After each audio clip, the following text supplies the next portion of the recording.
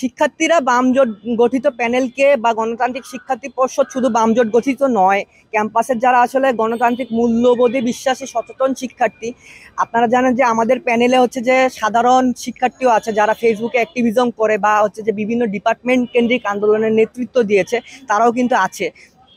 ফলে আমরা শুধু মানে বামদের প্যানেল হিসেবে নিজেদেরকে দাবি করছি না, আমরা বলতেছি যে বামরা সহ যারা গণতান্ত্রিক চেতনায় বিশ্বাসী সবার প্যানেল এটা। তো আমাদেরকে শিক্ষার্থীরা এই কারণে ভোট দিবে।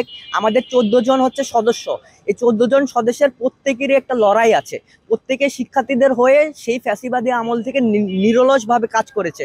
যে হচ্ছে যে পলিটিক্যালি কাজ করতে পারেনি, সে কিন্তু ডিপার্টমেন্টে কাজ করেছে, বা অনলাইনে সে হচ্ছে যে পডকাস্টের মাধ্যমে সে মানে ডিজিটাল নিরাপত্তা আইনের বিরুদ্ধে হচ্ছে কথা বলেছে। এছাড়া জুলাই অভ্যুত্থানেও আমাদের ভূমিকা ছিল, আমি নিজে সমন্বয়ক ছিলাম। এবং হচ্ছে যে আমি কিন্তু জুলাই অভ্যুত্থানে আমাদের সংগঠকেরা কিন্তু মার খেয়েছে ছাত্রলীগের মার খাওয়ার ঘটনা এই ক্যাম্পাসে একটাই, সেটা আমাদের সাথে ঘটেছে। এছাড়া পরবর্তী সময়ে যখন হচ্ছে আরেকটি গোষ্ঠী ক্যাম্পাসে আধিপত্য বিস্তারের চেষ্টা করেছে, আমরা কিন্তু হচ্ছে যে মানে ভয়ভীতির মধ্যেও আমরা কিন্তু আমাদের ভোকাল বন্ধ করিনি। তো সব মিলিয়ে আমরা মনে করি কি শিক্ষার্থীরা মানে আমাদের এই দীর্ঘদিনের লড়াইকে মূল্যায়ন করবে।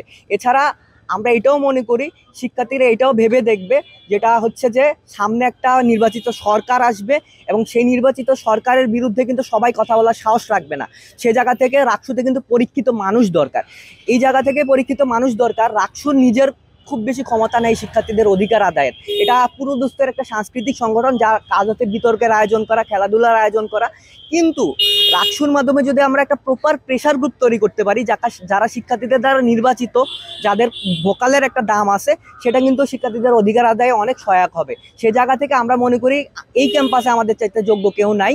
সে জায়গা থেকে আমরা মনে করি শিক্ষার্থীরা আমাদেরকেই মূল্যায়ন করবে।